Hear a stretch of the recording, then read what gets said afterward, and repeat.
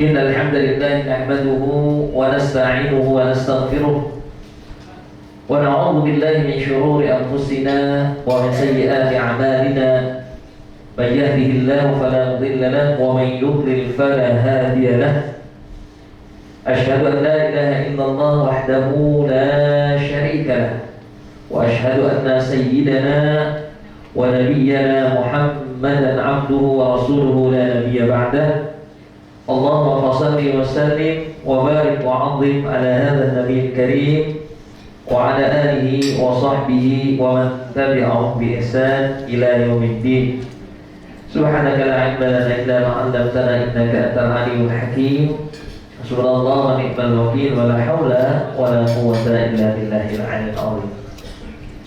Hadratul Mukarramin yang kita hormati segenap para asatidzah bimbing Fadilatul Mukarram Al-Ustaz Khairil Anwar yang insyaallah nanti akan mendampingi Bapak Ibu sekalian dengan penerbangan Garuda 990 menuju Jeddah, kemudian naik kendaraan bus ke Madinah. Ini seperti dulu di awal-awal. Ya, beliau ini orang Lombok asli. Ya. Lama dulu tinggal di Mekah. Ya, sudah tahunan, sudah kawakan. Ya, insya Allah ganggangnya aja tahu di sana. Karena beliau cukup lama bermukim di kota suci Mekah. Setelah selesai, kemudian kembali ke tanah air, ke Lombok, dan sekarang menjadi pembimbing dari Daeratul Entrepreneur. Juga yang kita hormati Fadilatul Mukarram Ustaz Joko Sugiarto. Ini namanya doang orang Jawa, jangan salah. Ini orang Betawi ini. Lah kok namanya Joko? Iya karena bapaknya dulu pengen punya anak kayak orang Jawa gitu. Jadi ulet, alhamdulillah walaupun orang Betawi tapi insyaallah ulet ya. Dan beliau akan mendampingi Bapak Ibu sekalian yang akan berangkat umroh dengan atau Emirat. Jadi Bapak Ibu sekalian nanti akan didampingi oleh beliau selama dalam perjalanan dari Jakarta menuju ke Dubai, transit di sana, kemudian menuju Jeddah, dari Jeddah langsung ke Mekah. Ya, langsung ke Mekah, baru nanti ke Madinah, balik lagi nanti ke Jeddah lagi. Ya, atau dari Madinah? Oh, dari Madinah langsung Dubai lagi ya. Jadi jalan-jalannya nanti setelah ini Ustaz Sugiarto, Ustaz Joko Sugiarto, ya, minjem namanya nama orang Jawa, biar punya semangat orang Jawa. Ya, beliau nanti akan mendampingi Bapak sekalian. Juga di samping kita Fadilatul Mukarram Bapak Ustaz Abdul Khaliq yang tadi telah membacakan Al-Quran. Mudah-mudahan acara yang akan kita laksanakan pagi siang hari ini menjadi berkah dan diberikan kemudahan oleh Allah Subhanahu wa taala dalam perjalanan kita, baik ketika kita berangkat nanti sampai kita kembali ke tanah air. Amin ya rabbal alamin. Juga segenap jajaran direksi Daeratul Entrepreneur yang hadir kami, segenap karyawan dan staf, Bapak-bapak, ibu-ibu, hadirin hadirat yang dirahmati Allah Subhanahu wa taala. Hari ini adalah merupakan hari berbahagia bagi kita sekalian, di mana khususnya bagi mereka-mereka, bagi Bapak Ibu sekalian yang baru pertama kali melaksanakan umroh ataupun haji. Jadi baru pertama kali sini. Wah, ini udah pernah semua ini ya. Alhamdulillah, cukup banyak ya. Tapi kebanyakan sudah pernah umrohnya. Amin ya, alhamdulillah. Bapak sekalian, perjalanan umroh ataupun haji adalah perjalanan bukan sekedar pelesiran. Ya, makanya tidak pernah kita dapatkan ada orang mau jalan-jalan pelesiran manasik dulu, ada nggak? Ya nggak ada, cuma briefing aja. Ataupun melakukan tasyakuran, walimatul safar, nggak ada. Ada walimatul safar mau kemana? Ke Amerika, nggak ada. Tapi walimatul safar pasti kemana tuh? Kalau nggak haji atau melaksanakan umroh, ya. Prosesinya saja sudah berbeda.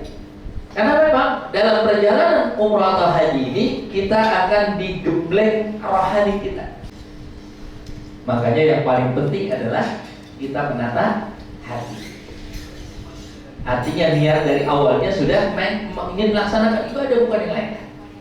Makanya itu, sebelum kita melaksanakan umroh, kita harus kenal dulu yang namanya talbiyah. Nanti ungkapan inilah yang akan selalu kita ulang-ulang ketika kita sudah berpakaian ihram.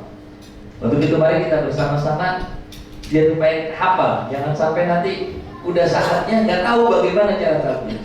Labbaik Allahumma labbaik, labbaik la syarika laka labbaik. Kelebihan ya. Kita maka mari Bapak sekalian, sebagai bentuk rasa syukur kita kepada Allah, maka ungkapan ini benar-benar harus kita pahami ketika kita akan menuju Allah dalam pelaksanaan umrah nanti. Betul-betul Allah terima kita sebagai tetamu-tamunya. Amin ya rabbal alamin. Mari kita baca. Bismillahirrahmanirrahim. Labbaik Allahumma labbaik, labbaik la syarika laka labbaik,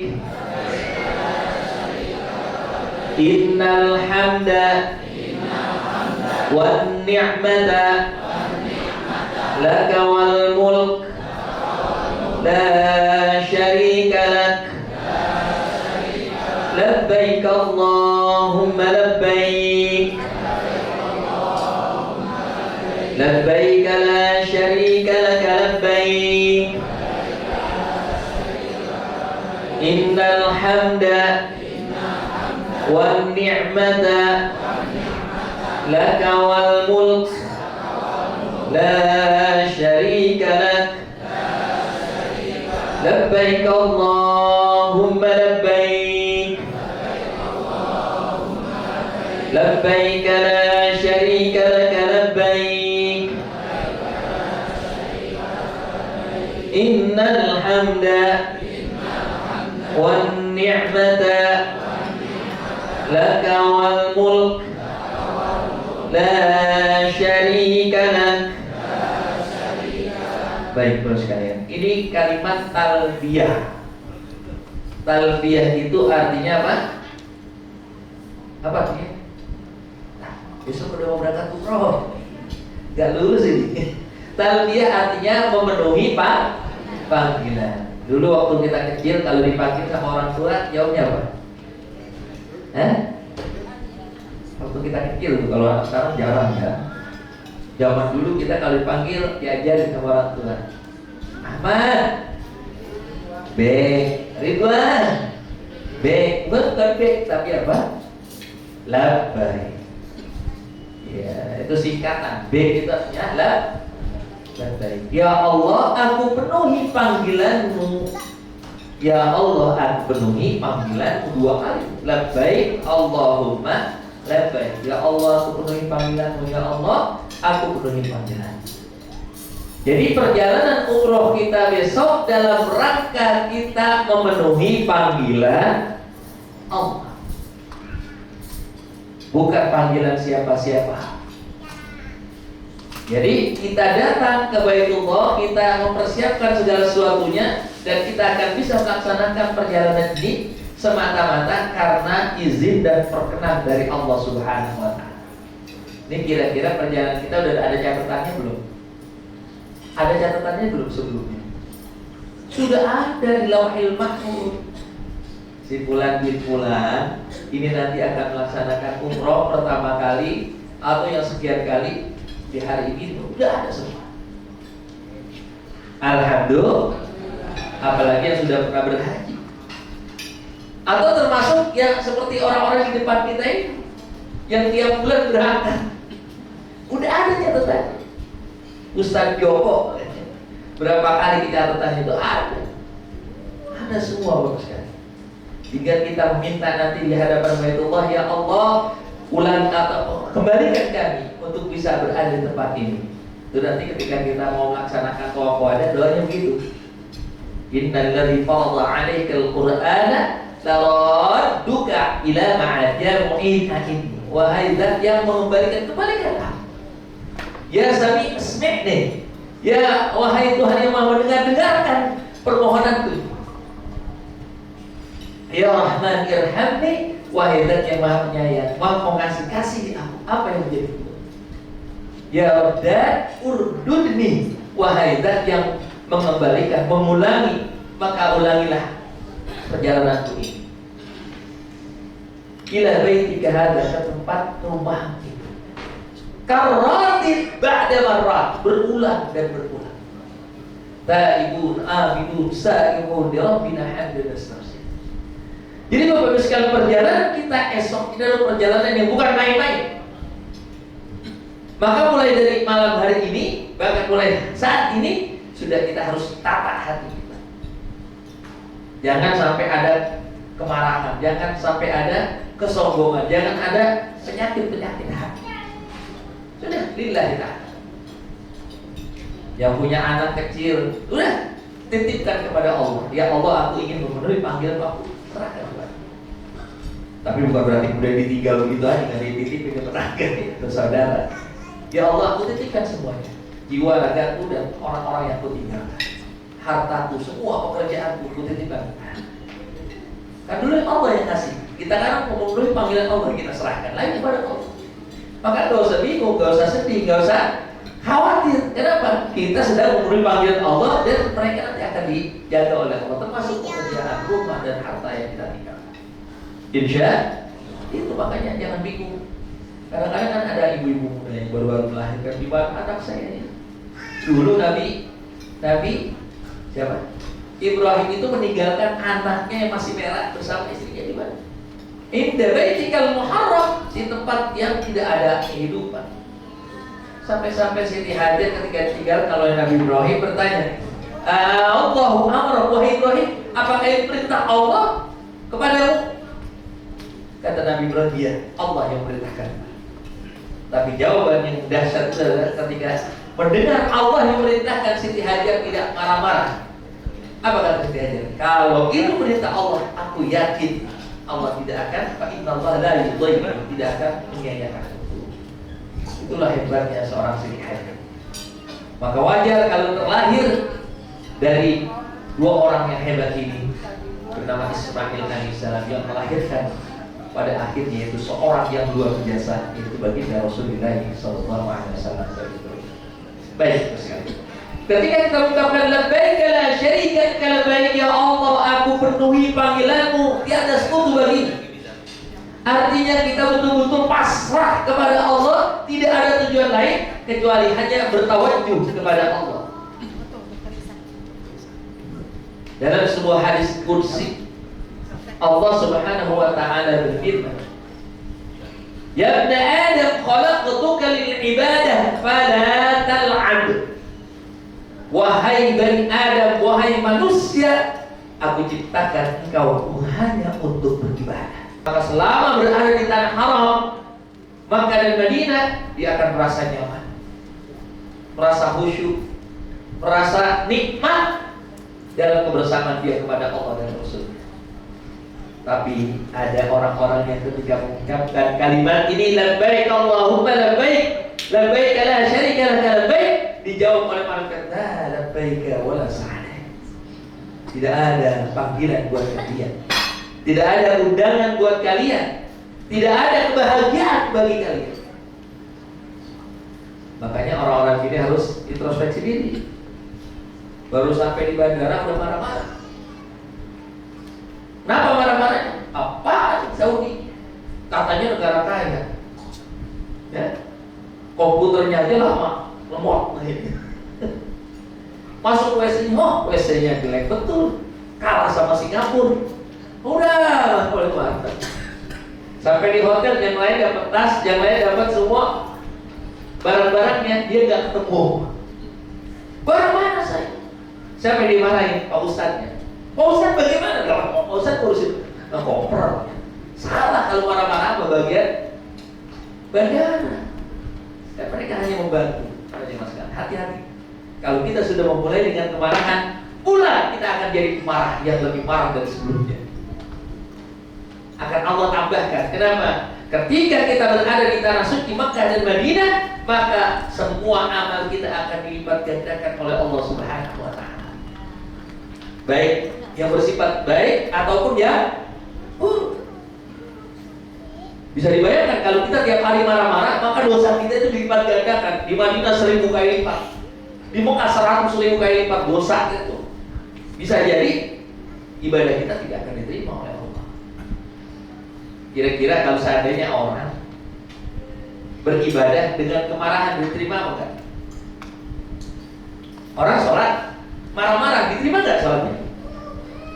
Kelihatannya udah gak bagus, aduh gitu, kagak enak, kelihatannya udah kagak sedep.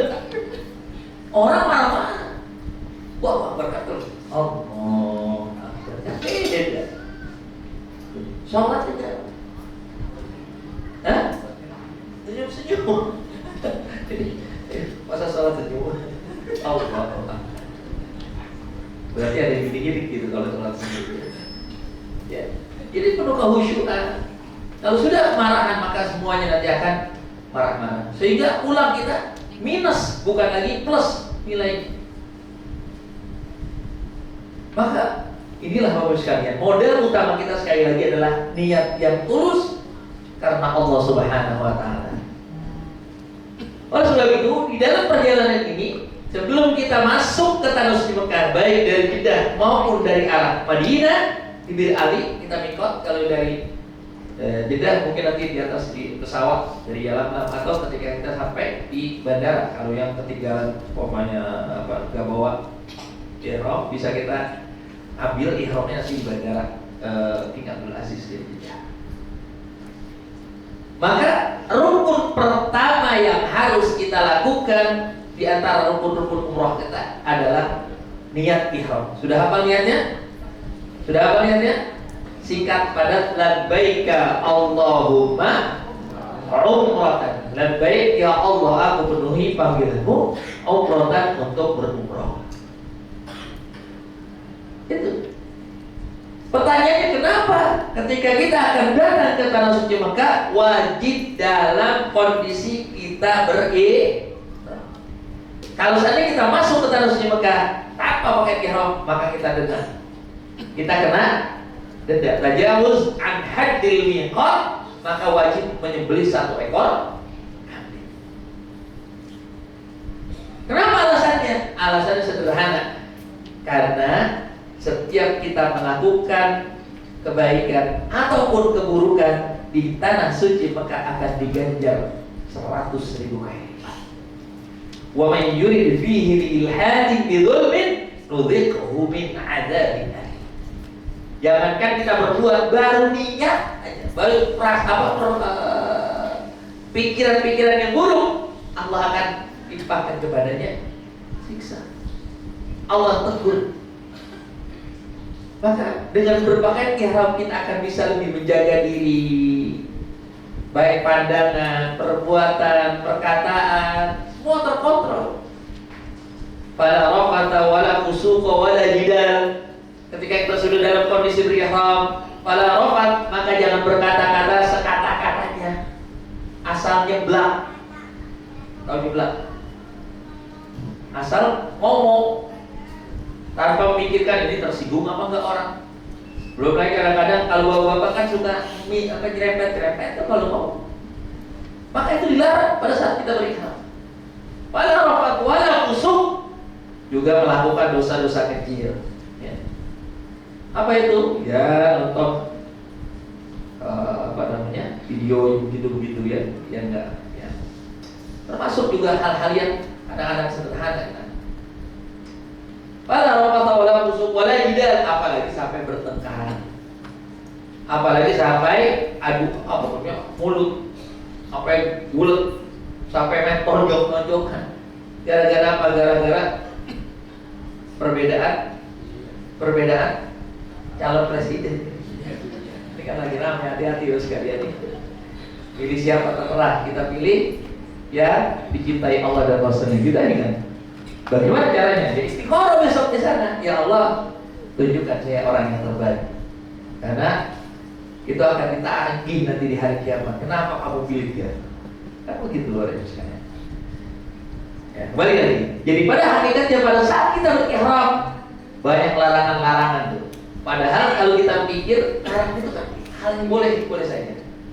Contohnya memotong, ya, atau membersihkan, memotong kuku, baik dengan alat maupun dengan gigi. Mandi, memotong kuku, mencabut rambut atau bulu, memakai wangian, ya. Kemudian untuk kepala bagi laki-laki, menutup muka dan telapak tangan bagi wanita, berhias, tabarruj, makeup, memakai pakaian berjahit bagi laki-laki, maksudnya dua helai atas dan bawah. Adapun yang lainnya itu dianggap sebagai pelengkap, aksesoris. Kemudian bertengkar, berdebat, berkata porno, melakukan hubungan suami istri. Nah ini kalau belum tahallul maka diharamkan. Kemudian mencabut tanaman atau merusak tanaman, membunuh binatang. Hal-hal yang sebetulnya ketika di dalam keseharian itu hal-hal yang boleh. Bahkan salah satunya itu adalah ibadah. Banyak kan ya. Seperti berhubungan suami istri kan ibadah betul. Tapi dalam kondisi ihram terlarang. Minal muharramat yang kalau kita lakukan bisa batal, ya. Bisa batal untuk kita dan wajib membayar satu ekor unta. Namun sebelum itu kita dianjurkan melakukan hal-hal yang sunnah seperti memotong, membersihkan kuku, mandi, bersihkan anggota tubuh, pakai wangi-wangian di badan, ya. Sholat sunnah umroh atau sholat sunnah, sholat sunnah ihram, ya. Itu adalah hal-hal yang kita bisa lakukan nanti. Jadi intinya ihram ini menjaga diri kita dari perbuatan-perbuatan yang tidak baik.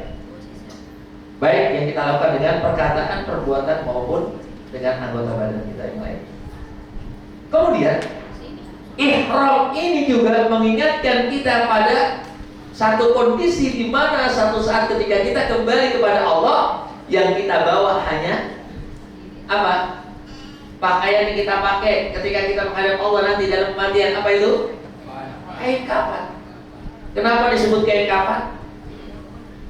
Karena dipakainya kapan-kapan, nggak tahu kapan. Iya, itulah kain kafan yang akan kita pakai nanti. Kita menghadap Allah, walaupun kita banyak pakaian, ya kita pakai itu. Harganya murah atau mahal? Mahal atau murah? Murah. Kalau nggak salah cuma berapa ratus ribu, nggak sampai 1 juta. Satu paket itu murah.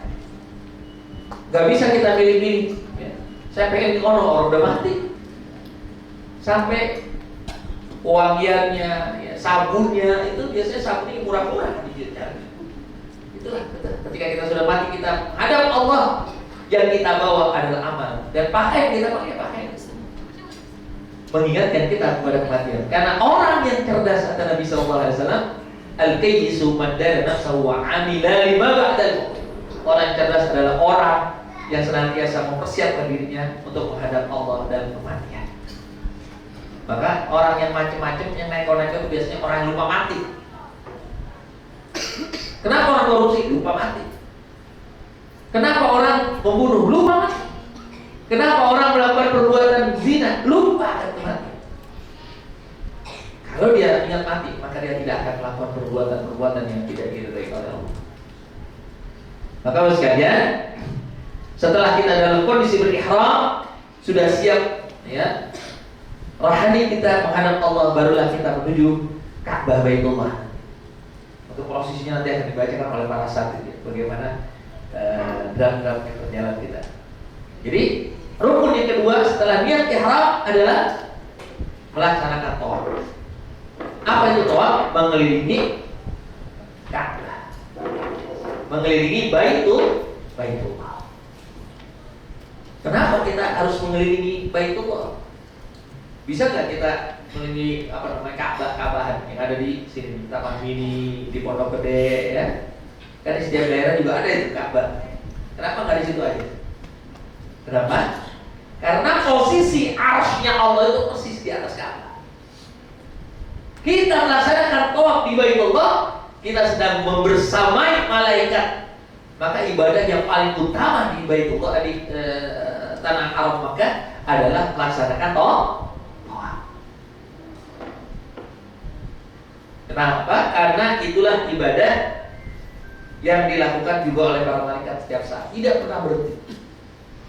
Para malaikat yang ada di langit sana selalu melaksanakan tawaf bergantian, yang jumlah miliaran. Jadi kalau dihitung itu banyakkan manusia atau banyak malaikat? Banyak manusia atau malaikat? Banyakkan malaikat. Di setiap jengkal itu ada malaikat. Setiap saat itu di putaran diganti lagi. Dan besarnya besar manusia atau malaikat? Besar mana? Malaikat. Manusia kecil, tapi yang gede itu manusia apa? Manusia yang gede apa? Lagunya yang gede. Pada kemampuannya kecil, kalaupun dia kaya juga nggak ada apa-apanya. Lagunya parah manusia itu. Bahkan ketika kita melaksanakan tawaf, kita sedang membersamai para malaikat-malaikat Allah yang sedang melaksanakan tawaf di arsy. Sebetulnya kita harusnya juga tawaf yang sana di langit 7, tapi ada traveling sampai sono. Manusia mau ke Mars saja nggak sampai.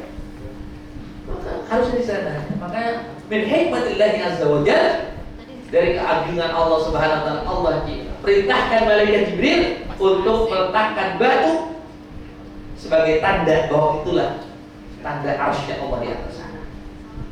Makanya bumi kita ini menggantung. Gantungannya apa? Ya Ka'bah itu. Selama ada orang melaksanakan tawaf, maka buminya akan tetap stabil. Kalau orang sudah berhenti, siap-siap Allah akan hancurkan bumi, ya. Maka ketika kita melaksanakan tawaf, sesungguhnya kita sedang mengikat batin rohani kita, hati kita kepada Allah Subhanahu wa taala. Itu sebabnya kenapa waktu tawaf posisi Ka'bah ada di kiri atau di kanan? Kiri atau kanan? Kiri atau kanan? Kenapa? Karena jantung kita ada di sebelah, mendekatkan jantung kita, qalbu kita dengan Baitullah. Ya. Itu. Jadi selama perjalanan kita mendekatkan, setiap degupan hati, alhamdulillah, la ilaha illallah, wallahu a'lam. Maka itu yang dianjurkan untuk diperbanyak ketika kita sedang melaksanakan tawaf. Sebagaimana setiap makhluk yang Allah ciptakan, air, udara, batu, dan semua ciptaan Allah selalu bertasbih. Walakin la taqahuna tasbihahum, hanya kita aja nggak pernah tahu bagaimana tasbihnya mereka. Yang jarang tasbih itu siapa? Yang jarang tasbih itu siapa? Lagi-lagi manusia. Saya tanya Bapak sekalian, jin, iblis lah sekali. Iblis itu takut ya kepada Allah? Iblis itu menyekutukan Allah enggak? Iblis takut enggak sama Allah? Takut. Manusia takut enggak sama Allah? Kagak takut. Allah jadi tantang, luar biasa. Iblis itu takut. Dia kalau misalnya karena bukan gengsi sama Adam, pasti dia juga tetap beribadah kepada Allah Subhanahu wa taala. Bahkan dulu iblis itu menjadi imamnya para malaikat. Gara-gara dia nggak mau tunduk diperintah oleh Allah kepada Adam, akhirnya dia dirubah wujudnya itu dari seindah-indahnya makhluk menjadi sejelek-jeleknya makhluk. Dulunya adalah makhluk yang indah, lebih indah dari para malaikat. Maka pada saat kita melaksanakan tawaf Bapak sekalian, kita bangun rasa mahabbah kita kepada Allah, ya. Mengikat kembali ikatan-ikatan kita yang sudah mulai kendor. Dulu kan waktu kita di dalam rahim ibu kita, dalam kandungan ibu kita pernah berjanji. Ketika sudah umurnya berapa itu? Ditiupin ruh biasanya 4 bulan, makanya ada istilah itu apa? 4 bulanan. Kenapa? Karena di saat itu sedang ditiupkan ruh. Makanya orang-orang kita biasanya ngumpul ngapain? Doain biar supaya nanti kalau dia lahir, anaknya menjadi anak yang soleh. Kan begitu. Ketika ditiupkan ruh maka ditanya, alastu bi rabbikum? Qalu bala. Ngaku nggak sudah aku Tuhan? Iya, aku ngaku. Siap untuk menyembahku? Siap. Makanya ketika lahir kemudian kita tidak menyembah, maka dia akan dipertanyakan mana janji berdua. Bapak sekalian rahmati Allah. Maka tawaf ini wajib dalam kondisi kita berwudu. Kenapa? Karena tawaf itu seperti sholat. Artinya kalau kita batal di tengah-tengah kita tawaf, maka wajib mengambil air wudhu kembali. Bagaimana kalau kita lanjutkan sampai 7? Sah apa enggak? Enggak sah. Harus mengambil wudhu lagi, bersuci lagi, baru kita lanjutkan. Cuma bedanya kalau sholat batal walaupun sudah akhir-akhir harus mengulang lagi dari awal. Kalau tawaf batal di pertengahan, tinggal nyambung nanti kekurangannya. Itu bedanya. Yang kedua, di dalam sholat kita nggak boleh ngobrol, walaupun nggak boleh. Ataupun dengan mata nggak boleh, atau nggak boleh. Tapi dalam tawaf boleh masih ngomong. Minum boleh. Lagi sholat kita minum batal. Ya, itu bedanya. Selesai. Di mana kita awal ini rukun Hajar Aswad, karena itulah dulu fondasi awal terberdirinya Baitullah. Itulah batu surga yang Allah perintahkan kepada malaikat Jibril untuk diambil dari surga dan diletakkan tempat. Tawaf. Ya. Tawaf itu berapa putaran Bapak Ibu sekalian? Boleh nggak lebih? Boleh lebih kan? Ya, tetap dihitung 7. Kalau kurang? Kalau kurang harus nambah. Minimal 7 ya. Kalau udah lewat 7 berarti yang selanjutnya kayak gitu. Kalau kurang maka nggak sah tawaf kita. Karena harus minimal 7. Kenapa harus 7? Karena angka 7 dulu itu adalah angka yang paling tinggi. Dulu angka paling besar itu angka 7. Dari mana kita tahu? Dulu ketika orang belajar notasi, pertama do, re, mi, fa, sol, la, si. Itu paling tinggi. Maka dikenal kemudian ada 7 hari 7 malam, 7 lapis langit dan bumi, 7 turunan, 7 apa lagi? Ya? Kita seakan-akan angka 7 ini merupakan angka yang penting. Ini menjadi simbol bahwasanya di dalam kita beribadah kepada Allah harus maksimal. Ittaqullaha mastata'tum. Takwalah kepada Allah dengan sekemampuan yang kita bisa. Artinya harus maksimal. Jangan tanggung. Kita nggak kebanyakan kan sebaliknya, untuk urusan dunia kita maksimal. Urusan akhirat kita minimalis. Untuk urusan dunia maksimalis. Tapi untuk urusan dunia minimalis. Kan begitu nyatanya. Contohnya ini ibu-ibu. Kira-kira kalau ibu-ibu ngeluarin duit 1 juta, gede apa kecil? Ngeluarin duit 1 juta atau dikasih duit sama suaminya 1 juta, gede atau kecil? Gede atau kecil? Itu kok gak kompak? Gede atau kecil nih 1 juta? Kalau bilang gede, sama-sama bilang kecil. Gede. Kalau bapak bilang gede, kenapa? Capek ya duit. Duit tapi paling ada jawab, usah tergantung. Tergantung? Kalau buat ke mall 1 juta kecil. Kalau buat romol 1 juta. Kalau buat romol, buat masjid, buat amal jariah 1 juta. Kok bisa begitu ya? Padahal surga itu selama, akhirat itu sebentar. Ya, maka tadi sebalik. Harusnya kita untuk akhirat yang maksimal, untuk dunia ya hanya sebalik. Nah, itu yang terjadi Bapak sekalian. Ini simbol angka 7. Jadi kita harus maksimal. Tapi ternyata bukan hanya urusan dunia saja, urusan dunia pun kita harus seimbang, harus maksimal. Makanya kata Allah, kata Rasulullah, "Iqbal li dunyaka ka'annaka ta'ishu abada wa'mal li akhiratika ka'annaka tamutu." Harus seimbang.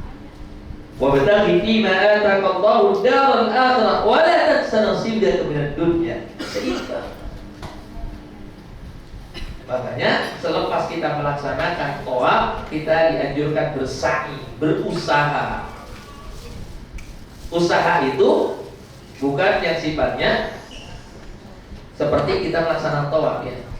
Kalau tawaf itu hubungan kepada Allah, maka sa'i hubungan vertikal horizontal kepada salah kita.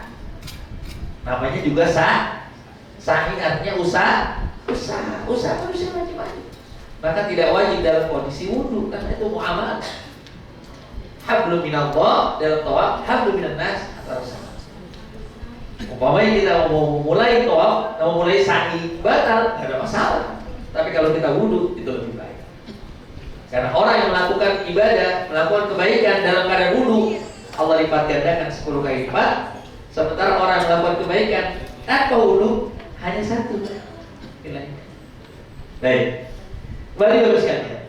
Pada selesai kita tawaf, kita nanti berdoa menghadap Allah di mana? Di Multazam. Multazam itu apa? Tempat di bawah pintu Ka'bah. Itu tempat yang paling mustajab buat berdoa. Cuma kalau kita masih belum tahallul, usahakan jangan ke situ dulu. Karena biasanya kalau udah ke situ pengen pegang dinding Ka'bah. Ingat, dinding Ka'bah sekarang berbeda dengan di zaman Rasulullah dan para sahabat. Sekarang sudah dilumuri oleh minyak. Kita masih dalam kondisi ihram. Kalau kita memegang itu dengan sengaja, maka akan ada. Kapan kita ke situ? Nanti kalau sudah tidak dalam kondisi ihram. Dan doa di tempat itu pasti mustajab. Kenapa? Namanya saja multazam. Artinya apa? Wajib untuk diterima doanya oleh Allah Subhanahu. Cuma biasanya di situ susah ngomong kita. Orang yang berdoa di multazam, khususnya di pintu Ka'bah itu pasti toklis. Hilang doa apalah, yang ada cuma nangis dan menangis. Maka minta dari saat itu kebaikan Rabbana atina fid dunya hasanah wa fil akhirati hasanah. Karena itu yang paling bisa kita lakukan. Selesai daripada kita berdoa, kemudian kita akan melaksanakan sholat sunnah di belakang Maqam Ibrahim. Maqam Ibrahim bukan kuburannya Nabi Ibrahim, tapi Maqam Ibrahim artinya tempat berdirinya Nabi Ibrahim ketika beliau membangun Ka'bah.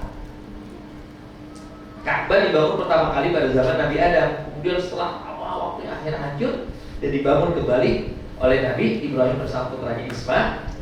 Maka disebut Maqam Ibrahim, tempat berdirinya Nabi Ibrahim ketika beliau membangun Ka'bah. Apa hikmah kita melaksanakan sholat di belakang Maqam Ibrahim? Diharapkan orang yang nanti sudah melaksanakan tawaf, ya, sebagaimana dilakukan oleh Nabi Ibrahim berdoa di situ, maka diharapkan pulang nanti bisa mengikuti sepak terjangnya Nabi Ibrahim. Ikutin Nabi Ibrahim. Nabi Ibrahim adalah orang yang dikenal punya pendirian tegas, orang yang sangat prinsip, berpegang prinsip terhadap nilai-nilai akidah. Kalau Allah yang sudah minta, maka tidak ada kata tidak. Sebagaimana ketika dia diperintahkan untuk menyembelih putranya, betul? Dulu diminta. Walaupun melalui mimpi, karena mimpinya para nabi itu pasti. Sampai Nabi Ibrahim kagak yakin, sampai 3 malam mimpi akhirnya dia dilaksanakan. Karena itu perintah Allah dia laksanakan. Ternyata hanya dipuji. Kenapa? Karena dulu Nabi Ibrahim pernah ngomong lupa ya. Waktu belum punya anak, ya Allah, jangan apa? Dulu pernah dipuji dia. Kalau dia korban kan luar biasa Nabi Ibrahim. Ratusan bahkan ribuan kambing gitu, ratusan onta. Sampai dipuji oleh malaikat, wah kau luar biasa Ibrahim. Ini gak ada apa-apanya. Kalau saja aku punya anak, dulu belum punya anak tuh. Kalau saja aku punya anak, Allah minta aku kasih. Dikasih sama Allah anak. Udah gede lupa dia. Oh iya. Kan banyak kan bapak-bapak juga begitu. Waktu belum sukses, punya proyek, dia bilang, ntar kalau seandainya jempol setengahnya buat masjid, setengahnya buat masjid. Begitu udah jempol apa? Hitung-hitungan lah gede juga. Dapat 100 miliar, kalau setengahnya berapa? 50 miliar saya mendingan gua beli tanah sama mobil. Akhirnya ditipu orang, habis ludes, sakit sefer, pikirin duitnya hilang. rasain kata malaikat. Makanya hati-hati Bapak Ibu sekalian dalam kita berkata-kata. Ketika kita berkata dicatat oleh malaikat akan menjadi doa Bapak Ibu sekalian. Ini menjadi belajar. Selesai kita melaksanakan sholat sunnah di belakang makam Ibrahim, barulah kita menuju ke mas'ah atau tempat sa'i. Nah inilah dimulai dari Sofa, diakhiri di Marwah. Lagi-lagi berapa kali? 7 kan? Bolak-balik. Mulailah usaha kita itu dengan Sofa, dengan nilai niat yang tulus, ikhlas, murni karena Allah. Maka sepanjang perjalanan usaha kita akan menjadi nilai ibadah.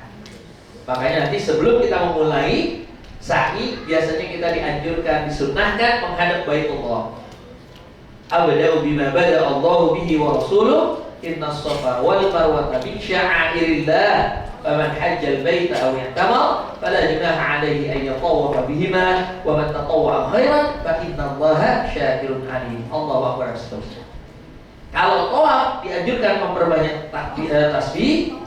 Pada saat kita sa'i dianjurkan perbanyak takbir. Allahu akbar, Allahu akbar, Allahu akbar, walillahil hamd, Allahu akbar kabira, dan seterusnya. Nanti banyak doa. Udah hafal kan doanya semua? Udah dibagian bukunya? Udah hafal? Udah hafal? Besok ujian masih belum pada hafal? Tetap belajar. Nanti dikasih bocorannya, tinggal dengerin, tinggal baca. Jadi ketika kita melaksanakan sa'i, saat itu kita sedang mengikuti ibadahnya Siti Hajar, berlari antara Sofa dan Marwah. Ketika dia mencari apa? Mencari air. Kenapa nggak sekali aja? Karena lagi-lagi 7 itu yang maksimal. Dia dari Sofa ke Marwah nggak dapat air, Marwah ke Sofa nggak dapat air, balik lagi. Setelah 7 kali dia sudah capek, dia pasrah. Allah, aku sudah berusaha maksimal. Tapi terlihat tuh, kok di bawah kaki anaknya justru ada air. Tempat di mana dia meninggalkan putranya Ismail alaihissalam. Di sisi baik, di sisi Ka'bah. Ini mengisyaratkan usaha kita di mana saja. Bisa-bisa kadang-kadang kita usahanya ada di timur, rezekinya ada di barat. Ini menyimpulkan bahwasanya yang menjamin rezeki itu bukan kita, bukan usaha kita, bukan keringat kita. Yang menjamin rezeki itu adalah Allah. Ada nggak orang blow on rezekinya banyak? Boleh nggak kita bilang dulu waktu sekolah, sekarang sama blow on banget tuh anak. Apa duitnya banyak dia? Lah kita kan juara kelas mulu, nah mau begini amat hidup. Ya karena gitu, kadang-kadang kita suka protes sama Allah. Kok yang blow on malah kaya, kita yang pintar malah kita yang pintar malah hidupnya susah, belaksak. Maka jangan pernah memikirkan bahwasanya rezeki itu yang jamin usaha kita atau kepintaran kita. Yang menjamin adalah Allah, yang mengatur adalah Allah. Rezeki kira-kira pernah ketukar apa enggak? Itu harusnya usaha yang dapat, gak bisa begitu. Allah lebih tahu siapa yang mau dikasih. Yarzuqu man yasha wa yaqdir. Allah kasih siapa yang Allah kehendaki. Ya gitu. Ada nggak orang-orang yang namanya artis? Artisnya jelek-jelek, tapi duitnya banyak. Ada? Ada nggak? Ada. Harusnya kan ganteng tuh yang banyak. Makanya Bapak sekali, ini menjadi simpul bahwasanya kita hanya usaha. Yang memberi jaminan rezeki dan kehidupan kita adalah Allah Subhanahu wa ta'ala. Makanya Allah ingatkan kita.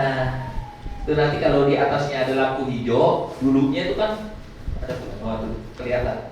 Ini menggambarkan bahwa tempat itu dulu tempat yang paling rendah. Siti Hajar biasanya lari cepat. Ya namanya turunan kan cepat kita. Ya.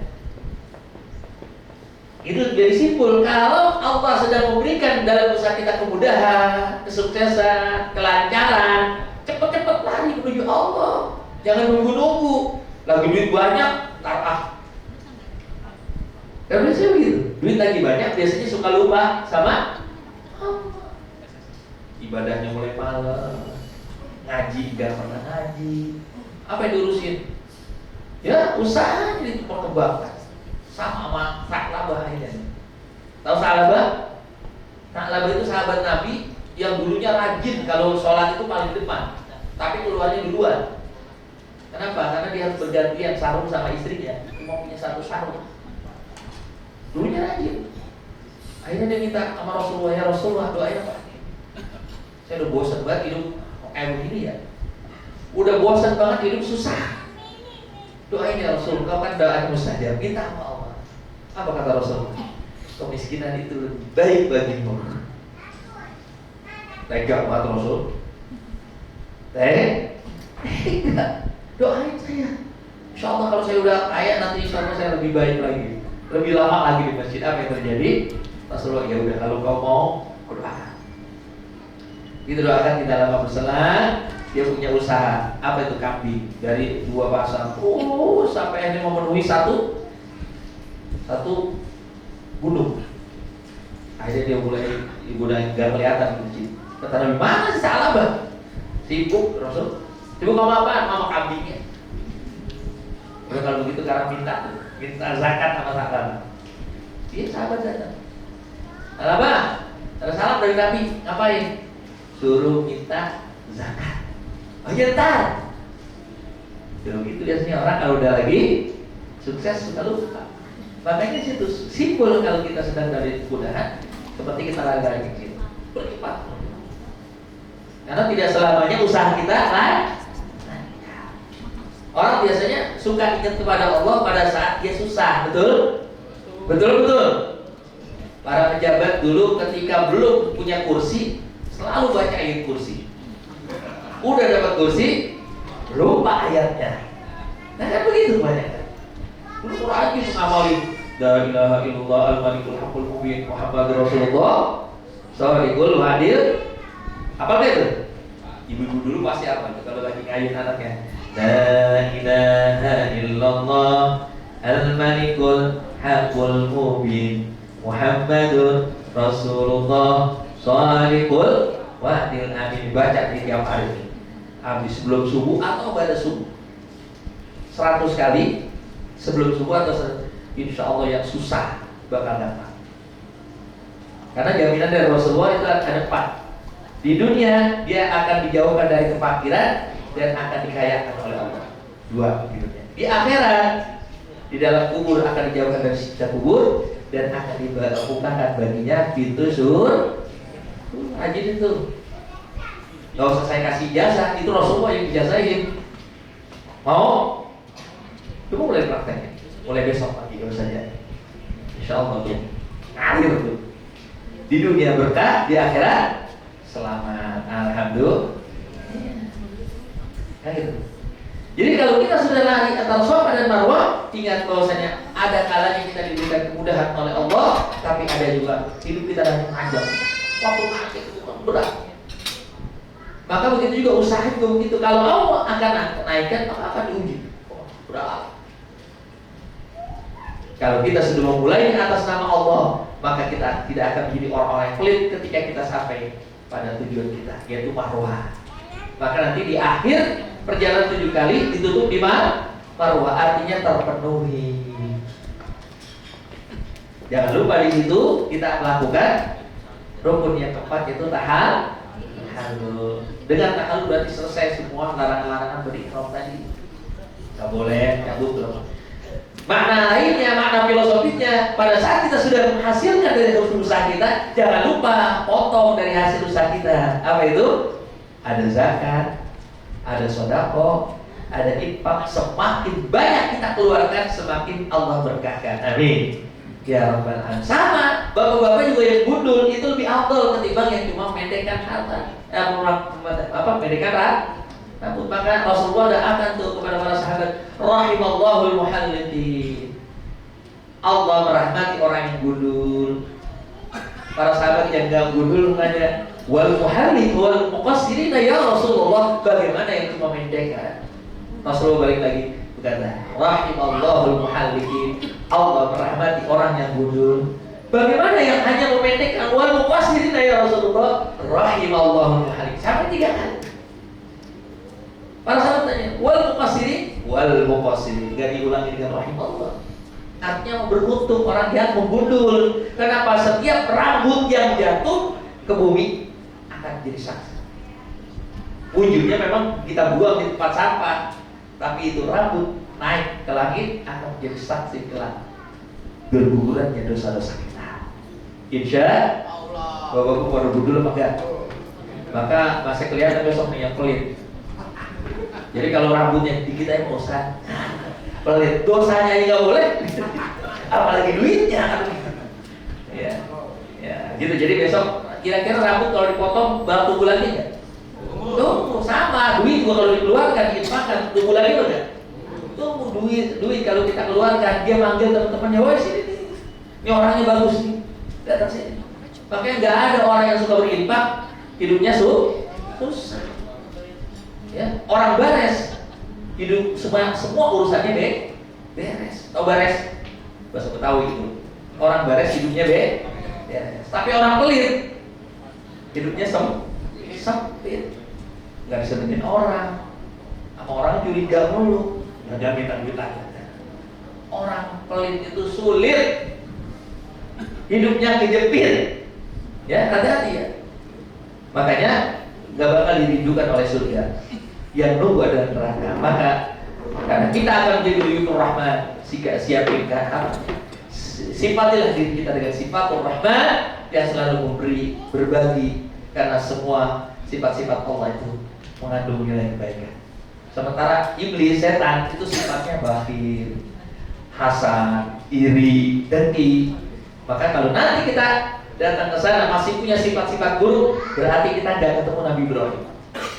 Berarti kita nggak ketemu sama Nabi Ismail. Kita nggak ketemu Siti Hajar. Kita nggak ketemu sama Rasulullah. Karena Rasulullah dan orang-orang kasih Allah tidak punya sifat begitu. Ketemu siapa? Kita pergi ke Mekah. Kita tolak di Ka'bah. Ketemunya sama Abu Jahal, sama Abu Lahab. Kalau yang perempuan ketemunya sama Ummu Jamil. Tahu Ummu Jamil siapa? Bininya Abu Lahab. Yang kerjaannya tiap hari pedikur. Yang tiap hari kerjaannya bawa-bawa komporin orang, ya, gosip sana, gosip sini.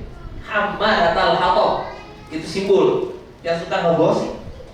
Maka kalau ibu-ibu suka gosip, sampai di sana masih gosip, ketemunya bukan sama Siti Khadijah, Siti Hajar, ketemu sama Ummu Jamil. Waliyadzubillah. Maka jangan sampai perjalanan yang mulia ini kita nodai dengan perilaku-perilaku kita yang tidak baik. Kalau kita sadar kita masih banyak kekurangan, malam hari ini mohon taubat kepada Allah Subhanahu wa taala.